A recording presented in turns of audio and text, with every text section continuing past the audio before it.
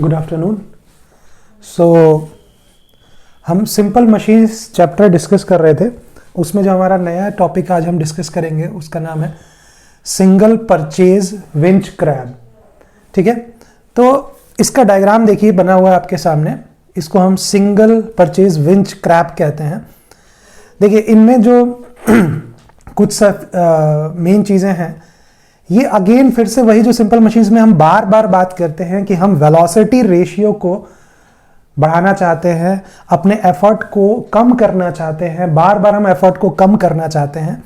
वही उसी के लिए हम नई नई मशीन्स डिज़ाइन कर रहे हैं। ठीक है, नई नई मशीन्स हम हमेशा डिज़ाइन करते जा रहे हैं सिर्फ इसीलिए कि हमारा जो है एफर्ट कम होता जाए। ठीक है, तो बेसिकली क्या है कि हमने इसमें क्या मैकेनिज्म लगाया है।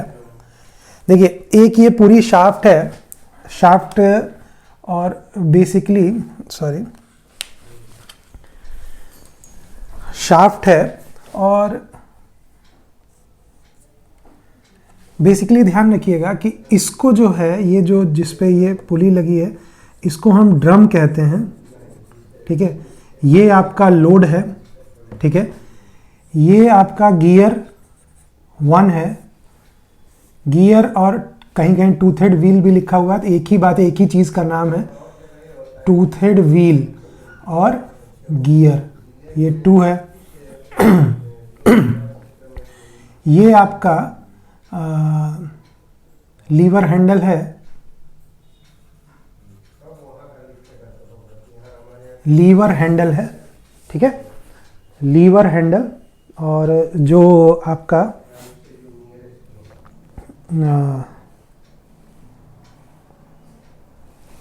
ठीक है, ये लीवर हैंडल है जहां पे हम एफर्ट लगाएंगे। मतलब कुल मिला के हम इस लीवर हैंडल को इस तरीके से घुमाएंगे। ठीक है, ये इस पे अटैच रहता है। ठीक है, ये सब आपके सपोर्ट्स हैं। ऊपर दूसरी एक शाफ्ट है जिससे ये वाला गियर इस पे माउंट है। ये वाला जो लोड ड्रम कहते हैं इसको, इस लोड ड्रम पे हमने एक जो रोप है उसको कैसे किया कि उसका एक पॉइंट हमने ड्रम पे ही फिक्स कर दिया है और दूसरे को रिवॉल्व कराया, उसी पे यहाँ पे फिक्स कर दिया है और उसी पे वाउंडिंग की है उस ड्रम के ऊपर। और अगला जो एंड है फ्री एंड, उसको फ्री छोड़ दिया जिस पे हम लोड अपना अटैच करेंगे। ठीक है, तो लोड हमारा नीचे W हमारा लग रहा है। ठीक है, W लोड। गियर 1 और गियर 2 आपस में मैश कर रहे हैं। ठीक है, गियरिंग की जो मैशिंग होती है वो आप समझ सकते हैं जैसे गियर की मैशिंग, ये 2 गियर व्हील्स होंगी, उन पे टूथ कटा होगा, आपने देखा होगा कई जगह पे, तो वो इस तरीके से मैट करते हैं। ठीक है ना, गियर्स, इनको गियर्स बोलते हैं। उन पे टूथेड व्हील्स, टूथ मतलब दांत बने होते हैं। तो अब क्या होगा कि हम यहाँ पे इनपुट देंगे, इसको घुमाएंगे। ठीक है, इसको घुमाएंगे तो ये पूरी शाफ्ट इसके साथ ही घूमेगी। तो इस शाफ्ट पे जो आपका ये क्या नाम है गियर है, ये भी घूमेगा। ये गियर इससे मैच कर रहा है, तो इसके घूमने से ये भी घूमेगा, ये घूमेगा तो इसके घूमने से ये भी घूमेगा और लोड आपका लिफ्ट होगा। देख रहे हैं आप, समझ रहे हैं? तो ये मैकेनिज्म है। जो गियर लगाने से क्या होता है कि गियर हमेशा जो वेलोसिटी ट्रांसमिशन होता है इसमें लॉसेस बहुत कम होते हैं, एग्जैक्ट वेलोसिटी ट्रांसफर करता है। दूसरी चीज वेलोसिटी को इनहेंस करने के लिए, वेलोसिटी को मतलब आपका जो एफर्ट, कम एफर्ट पे ही ज्यादा से ज्यादा काम करने के लिए आप क्या करते हैं कि आप गियर पे जो नंबर ऑफ टीथ है उसको वेरी करते हैं। उस पर कैसे डिपेंडेंसी होगी, कैसे, वो सारी चीजें देखेंगे हम। तो ये कैसे हम, आप अगर एग्जाम में आएगा तो कैसे लिखना है, पहली चीज तो ये कि पूरा डायग्राम आपको बनाना है, उसमें कोई वो नहीं है, डायग्राम तो बनाना ही है। बुक से इसका डायग्राम देख लीजिएगा अगर आपको कहीं कंफ्यूजन हो रहा हो और अच्छे से बनाने के लिए। बेसिकली ऐसा ही होता है, कोई दिक्कत नहीं है इसमें। ठीक है, तो अब क्या है इसमें कि जैसे आप पहले क्या लिखेंगे इसके बारे में, अगर लिखना है, जो आपको कंस्ट्रक्शन लिखना होता है ना, कैसे बनाया, तो आप कहेंगे there is a load drum on which rope is wounded, one end is fixed to the load drum and other fray end is attached to the load and load is hanged on it. On the drum gear 1 is mounted on load drum and it is attached to the gear 2 which is mounted on another shaft above it, and then the shaft of gear 2 is attached at the other end with a lever handle at which we applied the effort. तो ये पूरा construction part है, आप इसको अंग्रेजी में अपने words में बना के आप कुछ भी लिख सकते हैं, ठीक है, जो आपकी इच्छा हो, उसमें कोई ऐसी दिक्कत नहीं है, अपने वर्ड्स में बनाना है, ठीक है ना। उसको आप लिखिएगा कि जैसे मान लीजिए, चलिए अच्छा लिखते हैं कुछ, इन अ सॉरी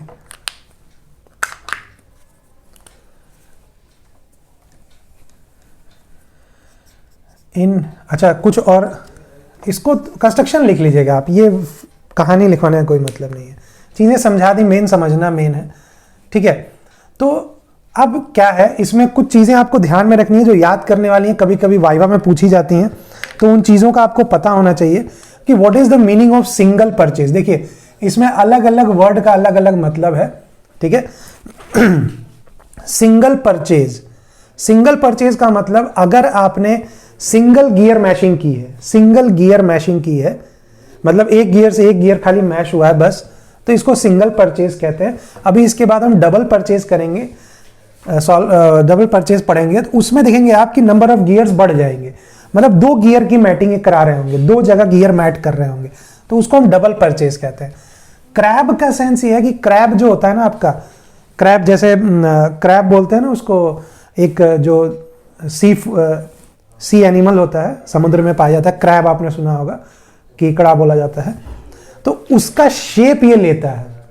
बेसिकली क्या है कि ये जो आपको माउंटिंग्स दिख रही है ना, अगर आप लैब में, अगर आपके लैब में अगर ये विंच क्रैब कहीं रखा होगा, जरूर रखा होगा लैब में, मैकेनिक्स लैब में होगा, तो अगर आप विंच क्रैब को जाके देखेंगे तो क्या होगा कि ये दोनों जो फाउंडेशन आपको दिख रही है ना, ये दीवार में अटैच होगी, ये दीवार में अटैच होगी, और उसमें क्लैंप्स लगे होंगे गियरिंग, और उस पर ये शाफ्ट होगी, ये हैंडल लगा होगा, इधर से आप हैंडल ऐसे घुमाएंगे और ये गियर उस पर माउंटेड होंगे, ये गियर्स घूमेंगे और लोड आप नीचे लटका के उसको, लोड आप नीचे से उसको लिफ्ट करेंगे, बिल्कुल जैसा दिख रहा है ऐसे ही दीवार में अटैच। ये मान के चलिए कि ये जो रॉड है ये दीवार में इसको अटैच किया गया है, तो लैब में आपको ऐसे ही दिखाई देगा। तो इसका जो फिगर होता है कुछ मिलता जुलता क्रैब की तरह था, तो ऐसा कुछ नाम उसका क्रैब दिया गया, ठीक है। तो नाम इसलिए इसका पड़ा, ध्यान रखिएगा, ठीक है, चीज़ों का। और कंस्ट्रक्शन आप लिख लीजिएगा सिंपल। पहले आप बताएंगे कि इन winch, single winch crab, a shaft on which a load drum is there, on which rope is mounted, one end is fixed to the drum and other free end is attached to the load which is hanged on the drum. On the drum shaft a gear is mounted on it, ठीक है, और वो gear rotate करेगा, and the second gear on other shaft above it as shown in figure, gear 2 which is matting with gear 1, and with the shaft of gear 2 there is a lever handle is attached at the end on which we applied the effort, ठीक है ना।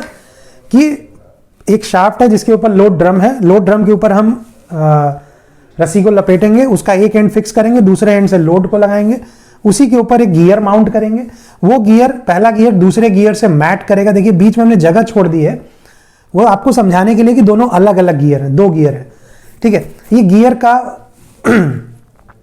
अगर आप engineering drawing पढ़ेंगे तो gear का front view दिख रहा है, ठीक है ना। तो 2 गियर है, हमने मैटिंग मिसमैच कर दी जिससे आपको पता चले कि, और इस पे हमने देखिए नजदीक नजदीक लाइन है, इस पे थोड़ी दूरी दूरी लाइन है, तो इस पे नंबर ऑफ टीथ ज्यादा है, इस पे नंबर ऑफ टीथ कम है, ये शो हो रहा है। तो ये दोनों आपस में मैच करेंगे। ये जो शाफ्ट पे लगा है उस शाफ्ट के एंड पे हम एक लीवर हैंडल लगाएंगे और उस हैंडल पे हम एफर्ट लगाएंगे। हमेशा लीवर हैंडल लगाना इसलिए होता है जिससे कि उसका, ये देखिए डिस्टेंस बढ़ी तो टॉर्क बढ़ जाएगा। टॉर्क बढ़ाने के लिए, मूवमेंट बढ़ाने के लिए हम डिस्टेंस बढ़ा के देते हैं कि वहां से घुमाएंगे आसान होगा। एक तो वो घुमाएंगे, दूसरा गियर को घुमाना बड़ा आसान होता है। यहाँ फ्रिक्शन लॉसेस बहुत कम होते हैं, अटैचमेंट बहुत कम होता है, एक लाइन पे कांटेक्ट होता है दोनों गियर के टूथ का, इसलिए फ्रिक्शन कम होता है, तो इसको घुमाना आसान होता है। इसमें एफर्ट बहुत ही ज्यादा कम लगता है। बात समझ में आई? इसीलिए बहुत एडवांस है, बहुत धड़ल्ले से यूज होता है मटेरियल हैंडलिंग इक्विपमेंट्स डिपार्टमेंट में, जहां मटेरियल हैंडलिंग की जाती है, जहाँ मटेरियल को यहाँ से वहाँ या ऊपर से नीचे कहीं ले जाना है, तो बहुत ज़्यादा यूज़ किया जाता है इसको। ठीक है, अब बेसिकली क्या है कि इसमें भी हमको इसका वेलोसिटी रेशियो, क्योंकि हम देखिए हम टेक्निकल आदमी हैं तो हमें इसका वेलोसिटी रेशियो और सारी चीज़ें,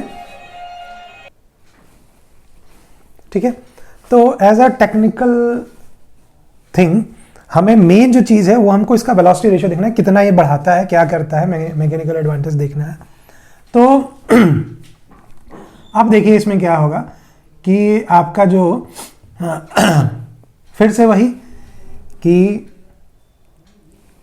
अच्छा इसमें एक चीज़ और देखिएगा, जो ये लोड ड्रम है, लोड ड्रम यहाँ पे इसका जो रेडियस है, ये अगर सेंट्रल लाइन इस पे ड्रॉ कर दें हम, तो ये जो रेडियस है ये r है, लीवर की जो लेंथ दी गई है वो l है। ठीक है, लीवर l लेंथ दूरी पे लीवर को अटैच किया गया है। ठीक है, तो अगर हम देखें कि हमारा एफर्ट एक रिवॉल्यूशन पे चेक करते हैं, let us assume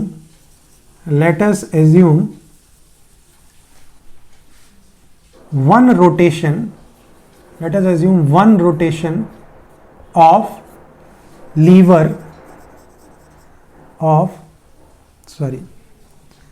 liver handle. ठीक है, लीवर हैंडल का वन रोटेशन अगर हम एज्यूम करते हैं और सारी एनालिसिस उस पर करते हैं, देखते हैं क्या वेलोसिटी रेशियो आता है, तो देखिए क्या होगा कि वन रोटेशन ऑफ लीवर, ये लीवर पूरा ऐसे गोल एक घूम जाएगा अगर, तो हम क्या लिखेंगे कि द डिस्टेंस कवर्ड नहीं, डिस्टेंस मूव्ड बाय एफर्ट कितना डिस्टेंस मूव करेगा। तो देखिए सिंपल सी बात है कि अगर एक रोटेशन हम घुमाएंगे तो वो एक सर्कमफ्रेंस, सर्कल के सर्कमफ्रेंस पे मूव करेगा। पहले भी हर क्वेश्चन में हम यही काम करते आ रहे हैं। तो जब वो रोटेट करेगा तो सर्कमफ्रेंस कितना होगा, 2 पाई l। इतना ही डिस्टेंस हमारा एफर्ट क्या करेगा, ट्रेवल करेगा, मूव करेगा। ठीक है, तो देखिए वेलोसिटी रेशियो निकालना है। वेलोसिटी रेशियो हमें पता है कि VR जो होता है distance travel by effort upon distance travel by load, यही होता है। तो अब एफर्ट का तो हमने निकाल लिया, अब लोड का देखना है। तो अब देखिए लोड, अगर हम यहाँ पे एक रोटेशन देते हैं तो लोड कितना लिफ्ट होता है ये चेक करते हैं। तो देखिएगा कि अगर वन रोटेशन ये कर रहे हैं, ये एक रोटेशन है, तो ये वाला गियर भी एक रोटेशन करेगा। बात समझ में आ गई। तो अब निकालते हैं कि what is the rotation of T1। ठीक है, so the number of rotations by gear 2 in one rotation of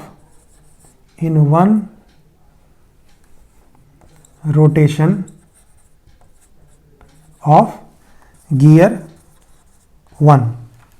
ठीक है, गियर 2 जो है वो गियर 1 के रोटेशन में कितना आएगा। अच्छा, इसमें जब आप एग्जाम में लिखेंगे तो लीजेंड्स सारे लिख दीजिएगा कि L is length of Henle, ठीक है ना, R is radius of load drum.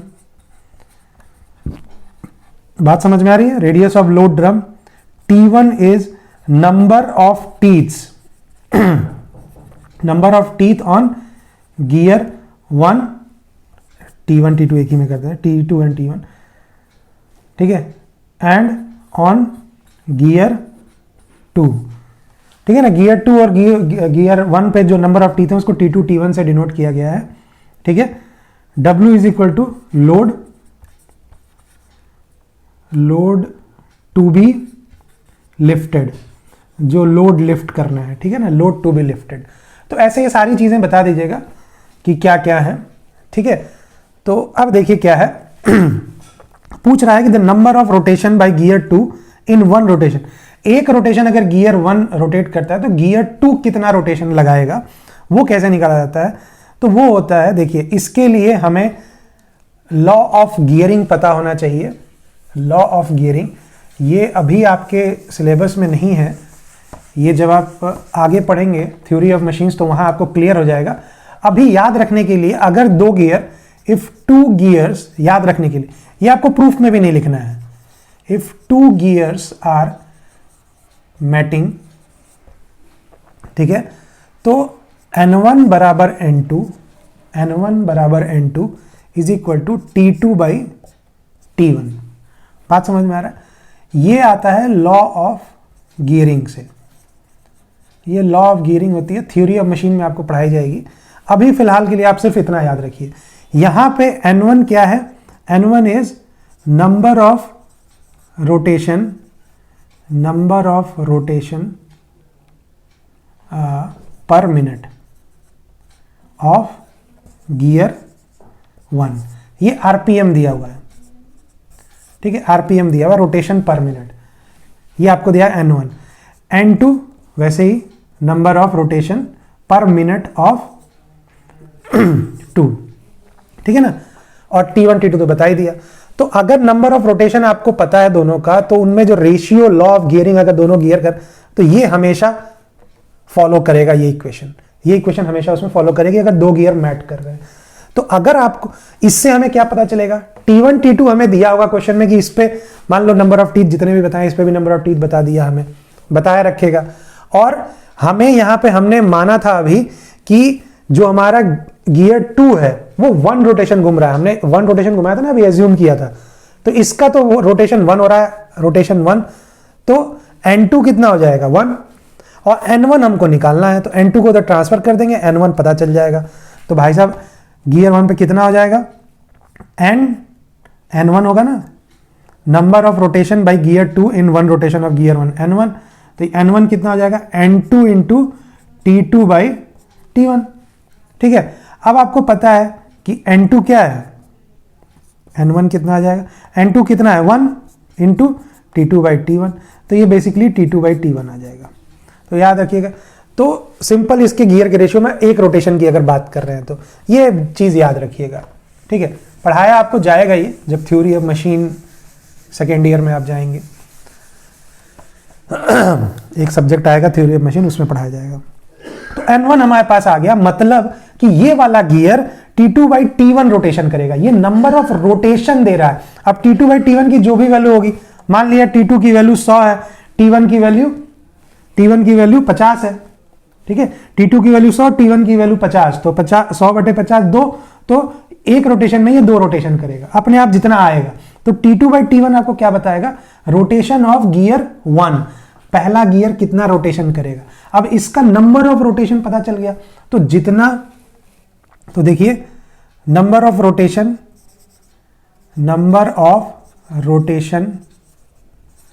Of load drum कितना घूमेगा? भाई जितना ये घूमे, इसी शाफ्ट से अटैच है ना, तो जितना ये घूमेगा, शाफ्ट तो एक ही है ना, तो जितना ये घूमेगा उतना ही लोड ड्रम घूमेगा। तो सेम चीज T2 बाई T1। बात समझ में आई? तो अब क्या होगा? Distance moved by load. अब लोड कितना ऊपर जाएगा?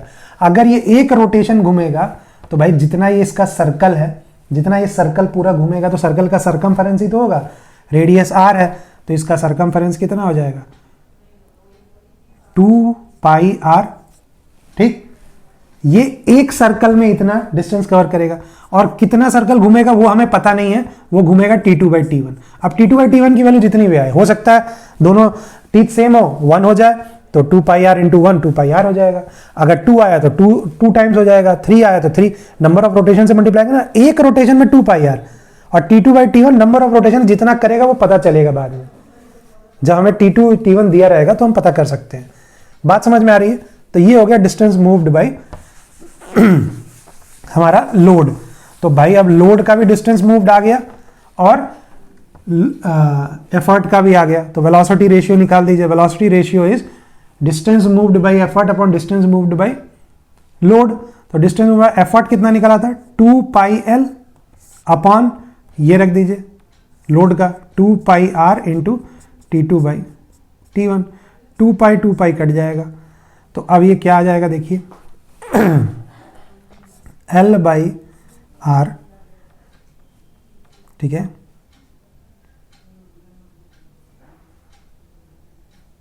Multiplied by T1/T2। Velocity ratio भाई साहब कितना आ गया आपका, ध्यान रखिएगा, L/R जितना लेंथ आपकी है लीवर हैंडल की divided by drum, load drum का radius into T1/T2, number of teeth का रेशियो दोनों गियर के ऊपर। बात समझ में आई? सिंपल ये वेलोसिटी रेशियो आ जाएगा। मैकेनिकल एडवांटेज में तो कोई वो दिक्कत नहीं है, मैकेनिकल एडवांटेज W/P ही होगा। अब यहाँ से आप एफिशिएंसी भी निकाल सकते हैं, that is mechanical advantage upon velocity ratio, जो भी आएगा इंटू 100, जो भी आएगा वो कैलकुलेट कर लेंगे। तो इसमें भी न्यूमेरिकल्स कभी कभी आ जाते हैं, या थ्योरी ही ज़्यादातर पूछी जाती है विंच क्रैब पे, तो बट फिर भी तो ये सारी चीज़ें आपको लिखनी है। सिंपल है, कुछ है नहीं। हमने माना कि एक रोटेशन घूम रहा है, एक रोटेशन में एफर्ट कितना घूमेगा, 2πl। अगर 2πl ये है डिस्टेंस इसका हो गया, एक रोटेशन में ये भी एक ही रोटेशन करेगा, तो इसकी जो n2 माना था हमने, n2 1 हो जाएगा। अब लॉ ऑफ गियरिंग लगा के इसका रेट निकालेंगे, तो इसके हिसाब से T2/T1 आ गया था। देखिए अब ये T2/T1, तो ये ड्रम भी T2/T1 ही घूमेगा। अगर ड्रम T2/T1 घूमेगा तो हमारा लोड कितना ऊपर जाएगा, एक सर्कल में 2πr लोड ऊपर जाता है, और T2/T1 सर्कल्स अगर घूम रहा है तो कितना मल्टीप्लाई कर दिया, फिर VR निकाल लिया, बात खत्म। ठीक है, क्लियर? चलिए नेक्स्ट देखते हैं हम आपका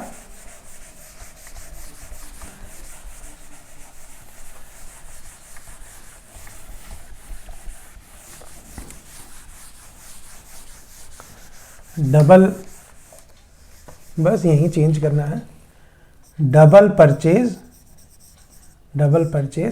विंच क्रैब। देखिए ये भी वही चीज है, बस इसमें डबल परचेज है, थोड़ा सा कंस्ट्रक्शन चेंज हो जाएगा, डायग्राम चेंज हो जाएगा। देखते हैं वो क्या चेंजेस होंगे।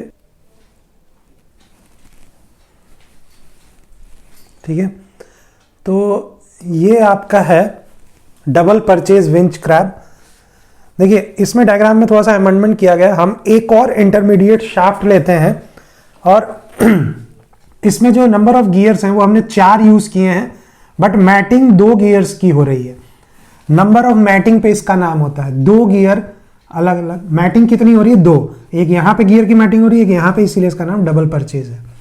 ठीक है, अब इसमें क्या हो रहा है कि सब कुछ वही है, बस एक इंटरमीडिएट था जो इसी गियर को हम यहीं पे लपेट देते थे, उससे हमने एक और गियर ट्रांसमिट किया, इस पे एक और गियर लगा, फिर इससे इसको इस पे किया।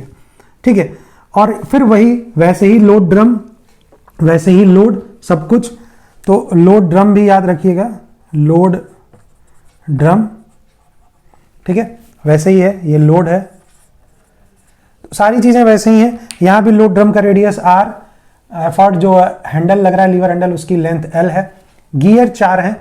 ये देखिए कैसे इसको ये वेलोसिटी रेशियो को और बढ़ा देगा, वो देखना है हमें। ठीक है, फिर ये मैटिंग में हमने बीच में देखिए जगह छोड़ी है, ये अंतर है कि एक इस पे एक इस पे, बीच वाले शाफ्ट पे 2 गियर मैट है, T2 और T3। ठीक है, 1 2 3 4, ठीक है, गियर 2 गियर 3 गियर 4, ये सब सपोर्ट्स हैं, बिल्कुल वैसा ही है, कुछ अंतर नहीं है, बस हमने एक इंटरमीडिएट और बढ़ा दिया, अपना और ज्यादा एफर्ट कम हो जाएगा इसमें, और कम एफर्ट पे ये लोड को लिफ्ट करने लगेगा। बस यही चीज हमें ध्यान में देनी है। ठीक है, तो देखते हैं क्या होगा इसमें भी। सिंपल जो कंस्ट्रक्शन पार्ट है आपका, जो कंस्ट्रक्शन पार्ट है, जितना कि जो हमने वहां बताया था कि एक शाफ्ट होगी जिसपे एक लोड ड्रम माउंट करेंगे, लोड ड्रम पे एक रोप होगी जो एक एंड फिक्स होगा, दूसरा एंड फ्री जिसपे लोड लटकाएंगे, और उसके ऊपर एक गियर नंबर 1 माउंट होगा, उस गियर से गियर नंबर 2 मैट करेगा। ठीक है, और गियर जो गियर 2 वाली जो शाफ्ट है, उसी शाफ्ट पे एक और गियर हम माउंट करेंगे। इन दोनों को बोलते हैं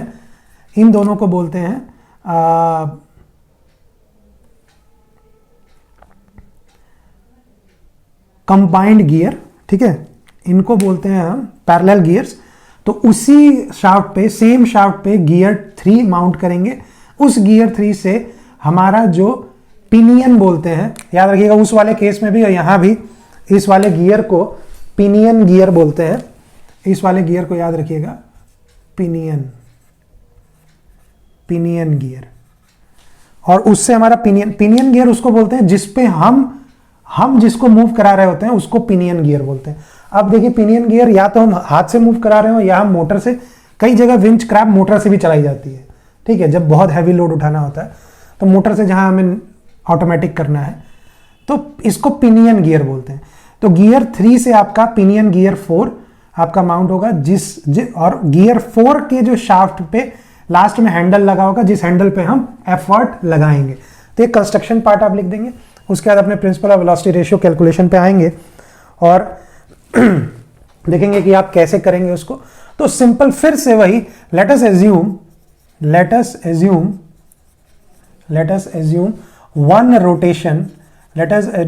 one rotation of lever handle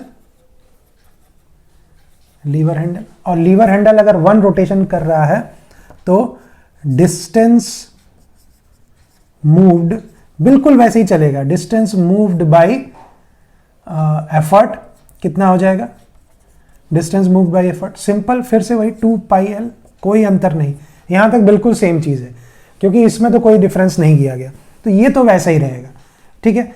अब बात करते हैं कि number of rotation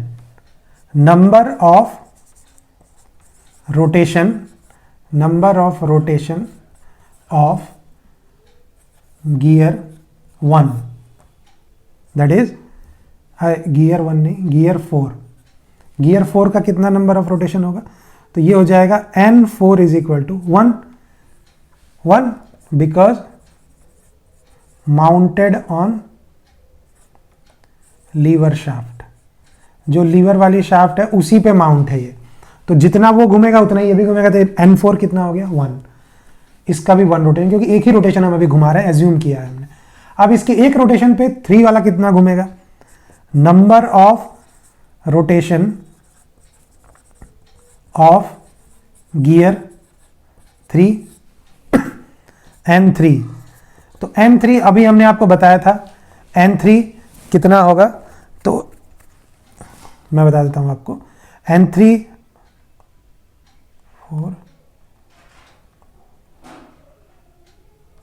N4 into T4 upon T3, ये हमने आपको बताया था कि N3 upon N4 is equal to T4 upon T3। Law of gearing, अगर कोई 2 गियर मैट कर रहे हैं तो उनमें ये चीज़ हमेशा फॉलो होगी, ठीक है ना। तो यहाँ से N3 N4, तो N4 कितना है 1, तो ये सिंपल कितना हो जाएगा T4 बाई T3। तो आपका जो ये है N3 कितना आ गया, T4 बाई T3 आ गया, ठीक है। ये याद रखिएगा एफर्ट 2 पाई एल है पिछले वाले की तरह, ठीक है। तो अब देखिए, अब नंबर ऑफ रोटेशन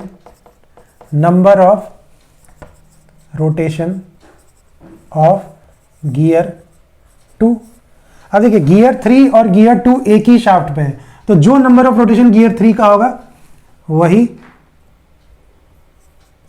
किसका होगा, N2 is equal to N3।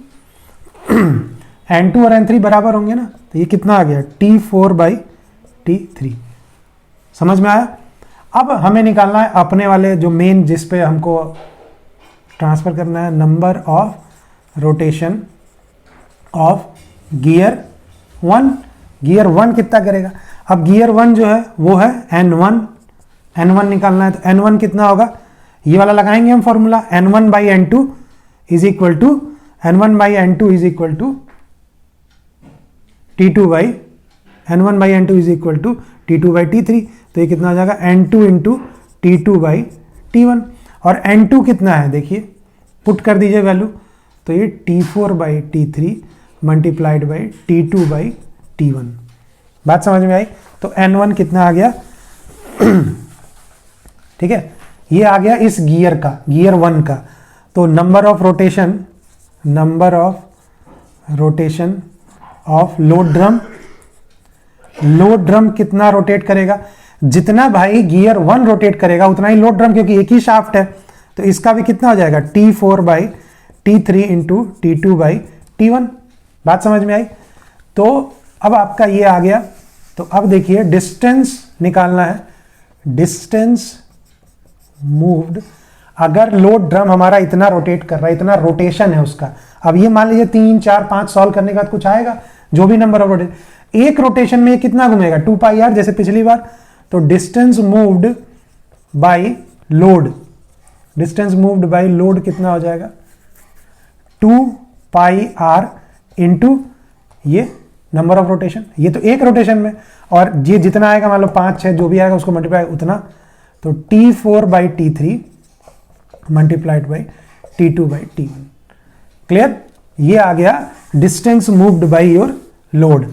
तो अब वेलोसिटी रेशियो निकाल लीजिए, distance moved by effort upon, effort का कितना था 2 पाई एल, मैंने कहा था याद रखिएगा, upon 2 pi R into T4 by T3 into T2 by T1। ये 2 पाई कट जाएगा, तो वेलोसिटी रेशियो इसका कितना आ जाएगा L by R into T3 by T4 into T1 by T2।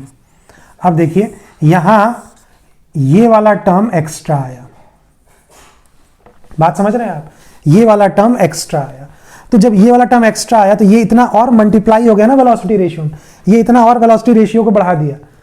बात समझ में आ रही है? तो हमारा एफर्ट और डाउन हो जाएगा, इसीलिए हमने ये मैकेनिज्म लगाया था। अब मैकेनिकल एडवांटेज तो आपका वही रहेगा W बाई P, एफिशिएंसी आप निकाल सकते हैं, that is mechanical advantage upon velocity ratio into 100, जो भी आएगा रख दीजिएगा। बात समझ में आ रही है?